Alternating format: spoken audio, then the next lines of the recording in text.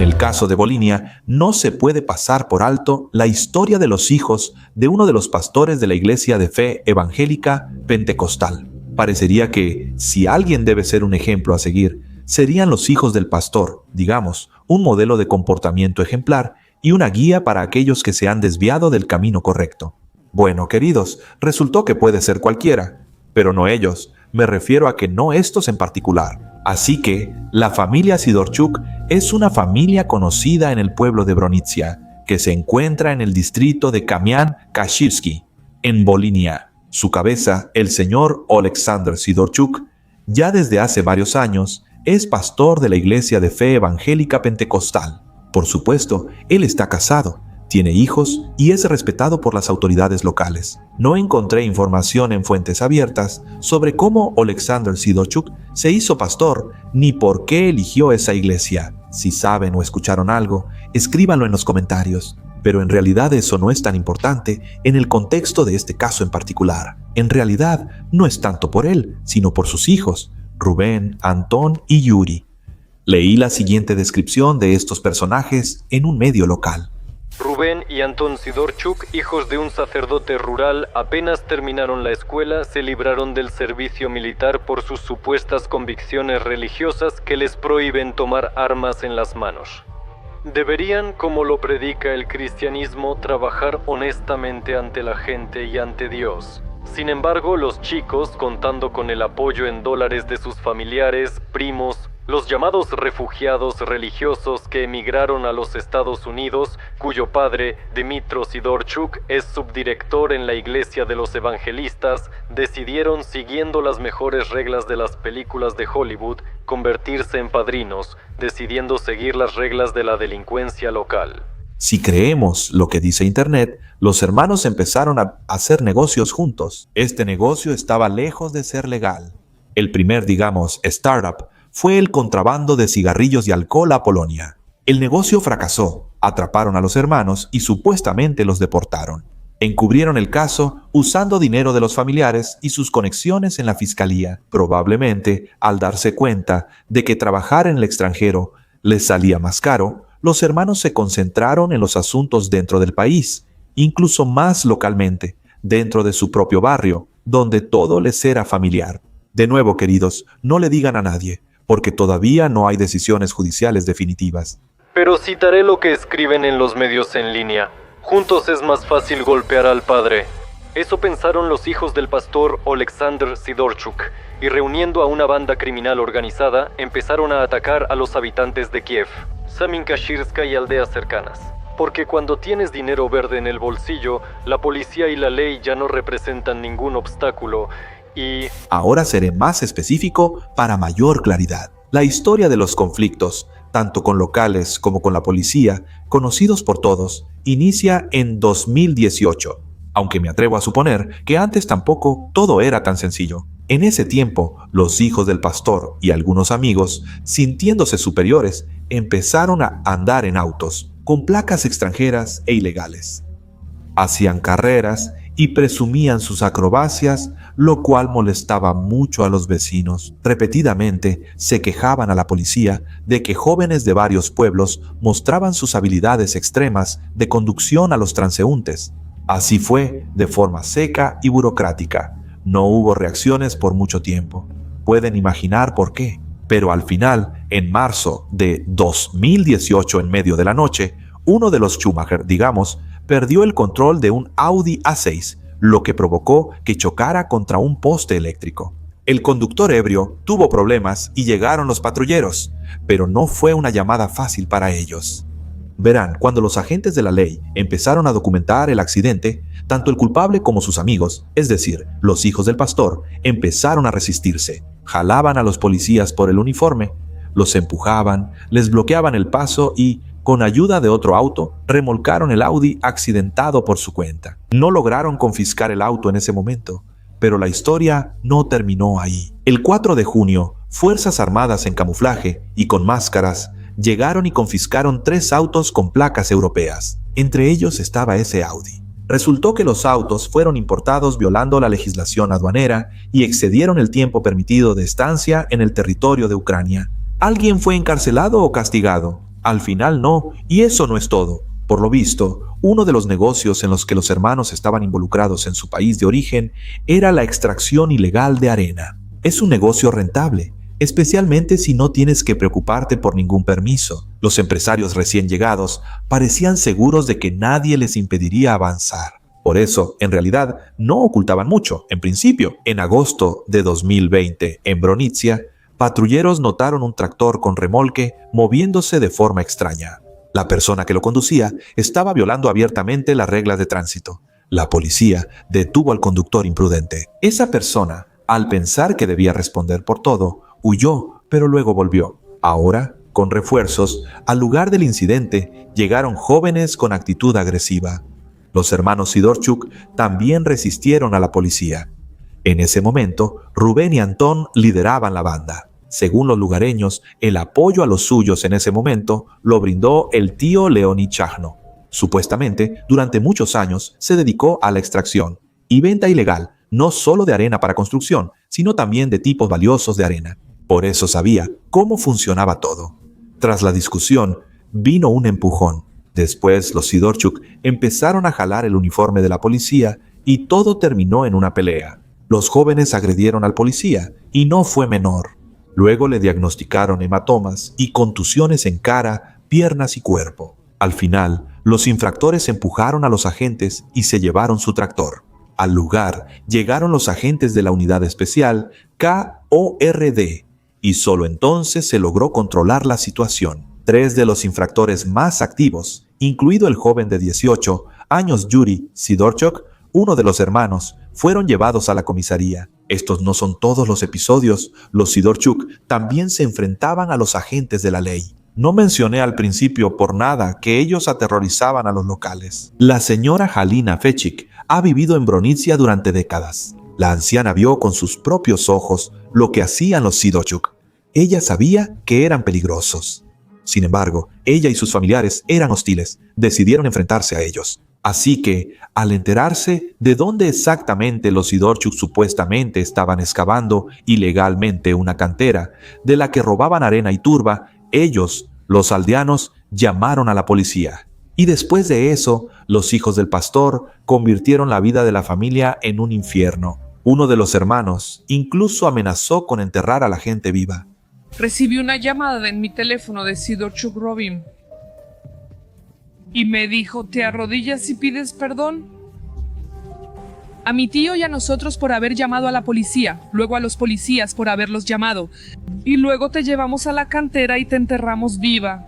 La llamada con amenazas fue solo el comienzo. Después, la cerca alrededor de la casa de la mujer fue pintarrajeada con diferentes, obscenidades. Seguramente pensaron que esto era un juego de niños, así que, por decirlo así, entró en acción la artillería pesada. En el patio de Halina Fechik lanzaron un explosivo y este explotó.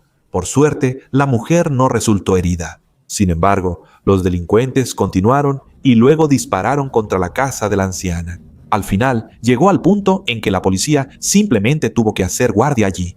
Así de amenazante resultó ser la situación para la vida. Otro incidente. Yuri Sidorchuk, ebrio, supuestamente golpeó a un habitante de Sochechne. Bueno, para ser más precisos, primero rociaron a la víctima con gas lacrimógeno y luego la golpearon brutalmente. Como resultado, los agentes de la unidad especial KORD llegaron una vez más a Bronitsia. Esta vez, catearon la casa de los Sidorchuk y, para sorpresa, hallaron más que las sagradas escrituras. Los agentes de la ley también incautaron armas y municiones de combate. Parecería que la policía tiene más que suficientes pruebas de las actividades ilegales de los Sidorchuk. Entonces, ¿por qué aún no están tras las rejas?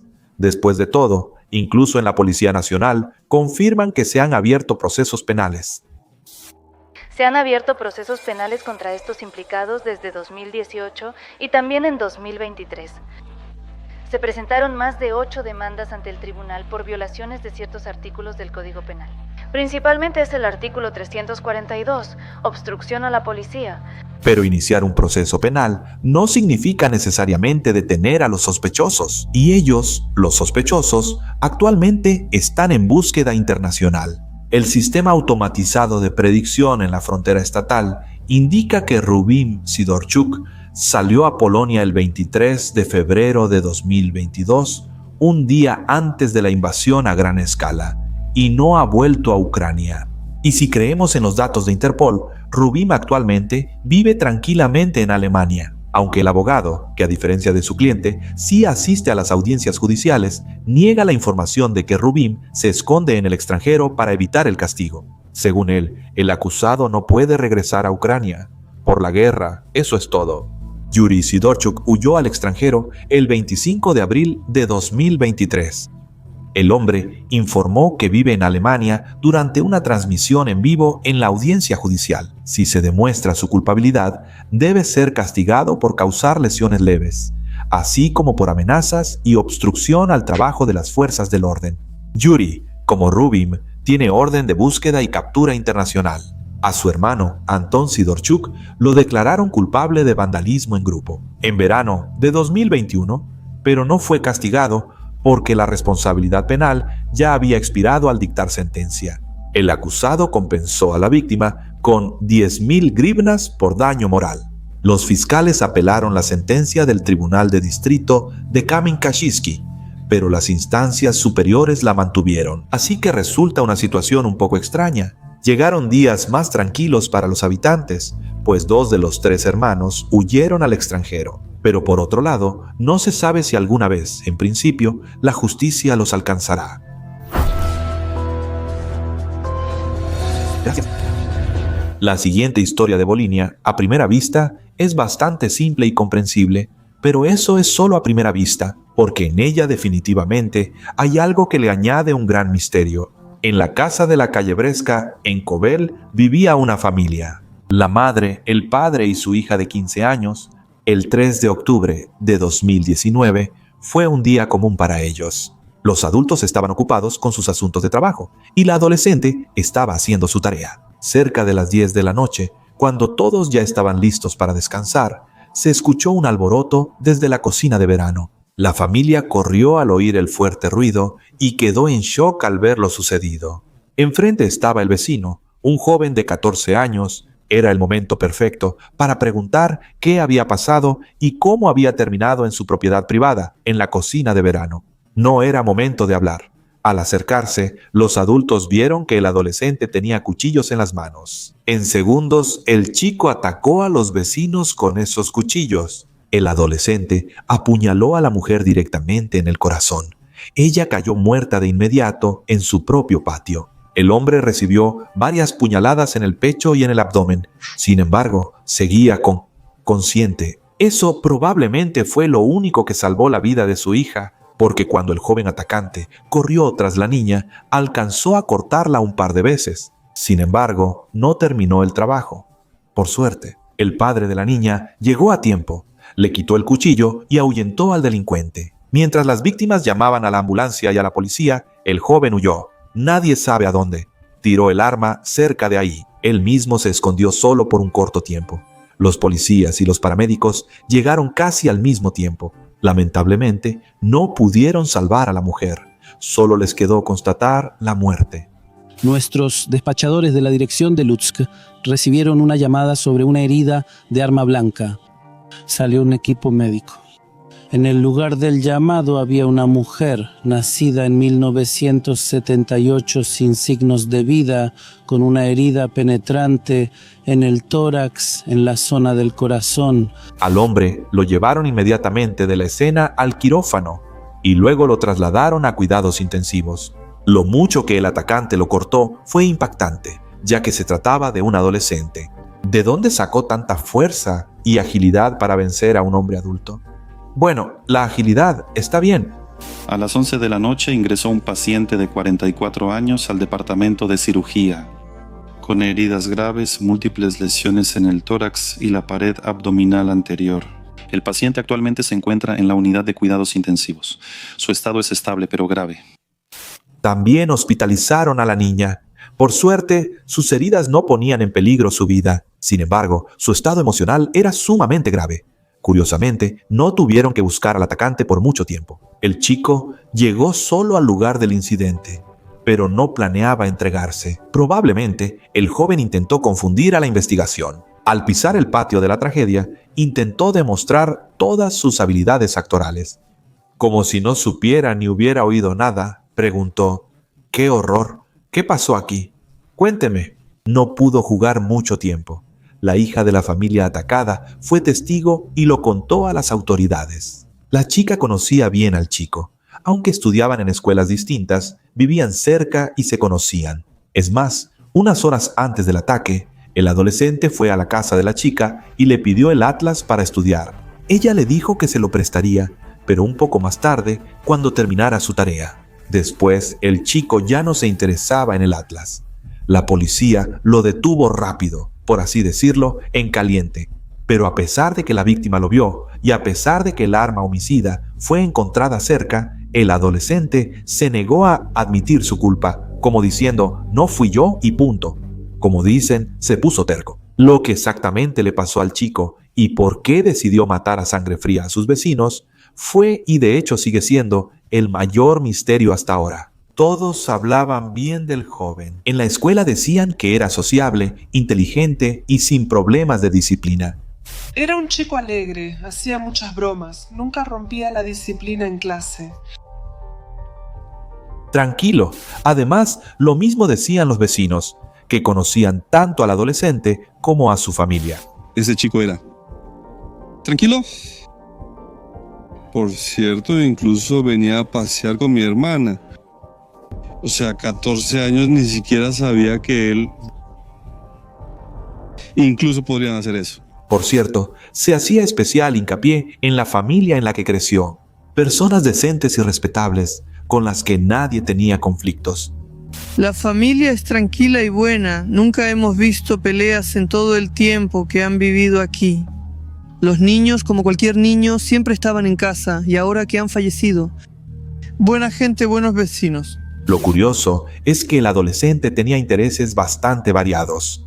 Por un lado, le encantaba la programación. La maestra principal decía que era su verdadera pasión, su elemento. Es decir, aquello en lo que podía mostrar lo mejor de sí mismo. El adolescente, en general, tenía un rendimiento promedio, pero en este ámbito específico realmente podía mostrar sus puntos más fuertes. Le gustaban los videojuegos y solía ir seguido a la iglesia donde era monaguillo. No sé qué le pasó después. ¿Él también servía en la iglesia? No. ¿En su casa es bueno? Entonces es su hija, una niña pequeña así. Y también hay un chico mayor. Y los niños no. Trabajan en el ferrocarril. Pero por más características positivas que le dieran los vecinos al chico, fueron ellos mismos quienes insinuaron. Probablemente consumía psicotrópicos. No hubo pruebas de esto, ni durante la investigación, ni después. En fuentes abiertas no encontré mención de eso. Se pueden entender las suposiciones, aunque sean serias, por parte de las personas. Bueno, imagina, un adolescente que vive cerca, de repente decide matar a toda una familia. ¿Por qué? Los padres del delincuente no dieron ningún comentario a los periodistas. De hecho, prácticamente desaparecieron de los radares de inmediato. Literalmente, a los pocos días de la tragedia, recogieron todas sus cosas y se fueron de la casa. Sin embargo, cuando comenzó la investigación, la madre pidió que dejaran ir a su hijo, el asesino, a casa. La mujer aseguraba que podría brindarle el cuidado adecuado, así como garantizar el comportamiento procesal apropiado de su hijo bajo arresto domiciliario. La petición es interesante, sobre todo por cómo actuó el adolescente después. Les recuerdo que huyó. Le asignaron un abogado al joven, lo que preocupó a varios habitantes de Kovel. El abogado del menor, aunque asesino, era exinvestigador policial y su hijo, durante la revisión del caso, era el investigador principal en la policía de Kovel, donde se investigaba este crimen. Además, los medios locales escribieron que el defensor, Seri Momot, se hizo famoso en la ciudad hace 20 años, porque, digamos, logró librar de castigo al responsable de un accidente mortal en la calle central, en el que murió un niño pequeño. Pero al final, todos los temores resultaron ser infundados. En mayo de 2022, el tribunal sentenció al adolescente. Le dieron 14 años de prisión por lo que hizo, pero para la mayoría de las personas, probablemente excepto para el propio delincuente, sigue siendo un misterio por qué decidió matar a sus vecinos.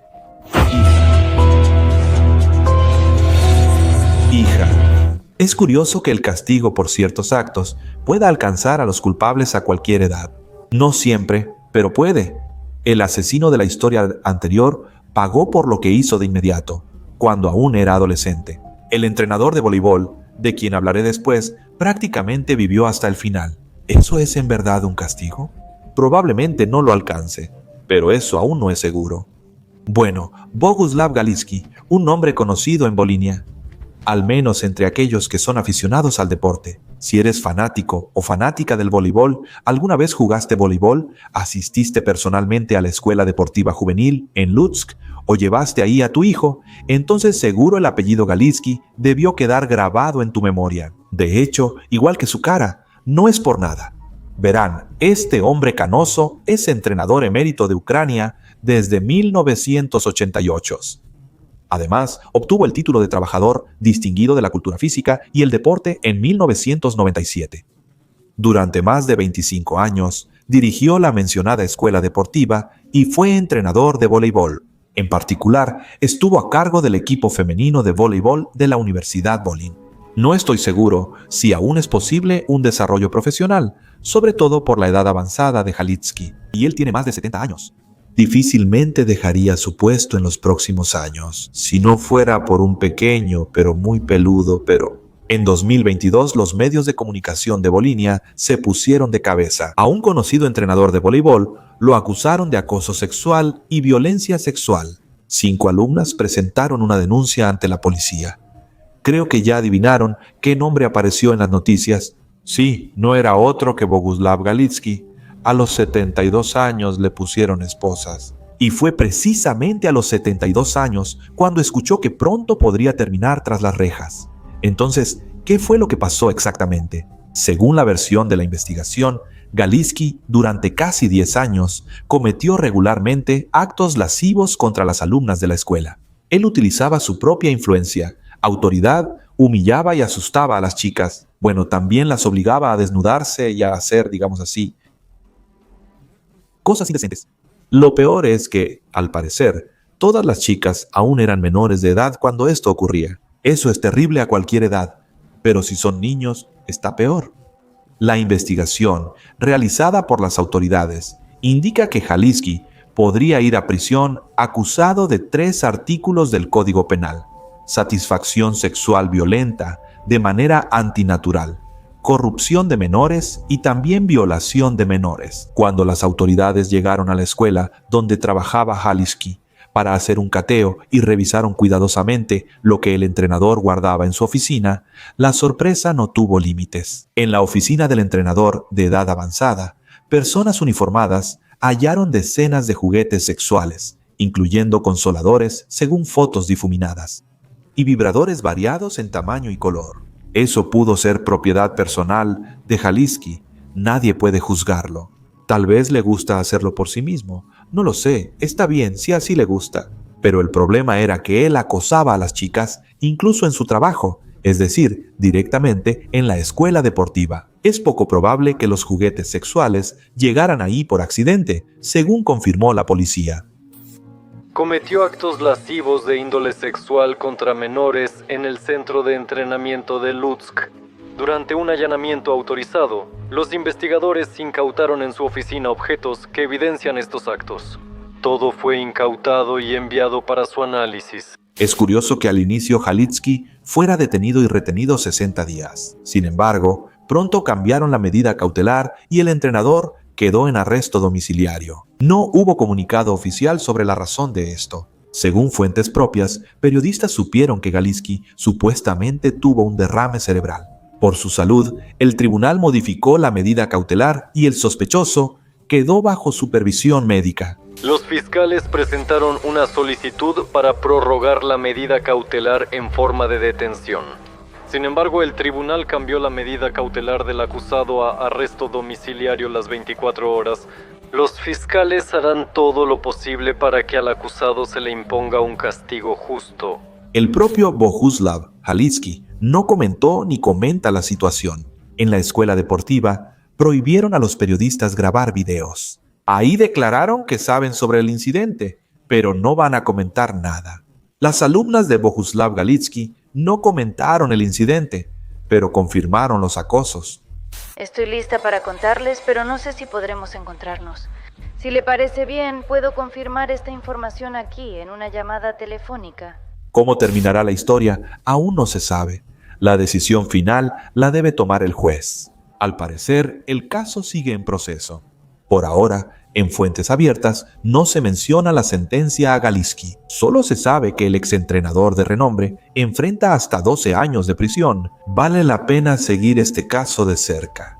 Queridos, gracias por ver el video hasta el final. No es posible grabar esta despedida en cámara, así que queda así. Espero que estén bien y yo también lo estoy. Nos vemos.